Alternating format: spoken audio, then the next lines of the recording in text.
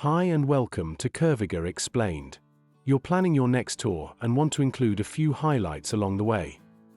Maybe a beautiful mountain pass, a biker meeting spot, or a scenic viewpoint. Then poise in Curviga are exactly what you need. In this video, we show you what poise are and how to use them for route planning. POI stands for Point of Interest, places that are especially interesting for your tour. Curviga offers categories like gas stations, passes, museums, biker hangouts, and many more. They appear as small icons on the Curviga map.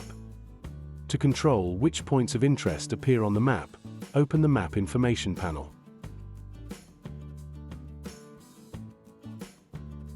Then tap on the POI section.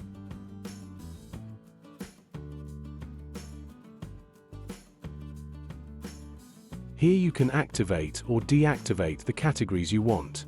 All enabled points of interest will immediately appear on your map. Now let's take a look at how to include points of interest directly in your route. For example, we plan a route from Frankfurt to Stuttgart.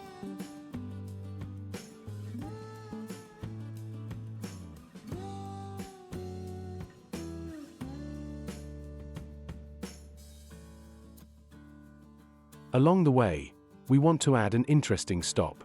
We look at the points of interest on the map and tap the one we like. In our case, a museum, recognizable by the POI icon. Tapping on the POI icon opens the detail view. Here you can see more information, save the location as a favorite, share it, or directly add it to your route. Tap Add to automatically include the place as a waypoint in your route.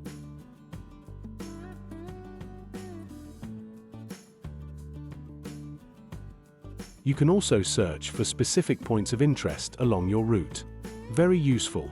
You can search for POI categories that cannot be activated directly in the POI settings, for example campsites. Simply open the search, type your term, and Curviga shows matching results along your route. We cover this in more detail in another video. You can also import your own or external POI collections into Curviga using GPX files. We explain that in another video as well. A useful bonus tip: use points of interest together with a diagram to plan a fuel stop around the halfway point of your route. That way you always stay organized. At the bottom right, you'll find the diagram icon. Tap it to see route information, including total distance.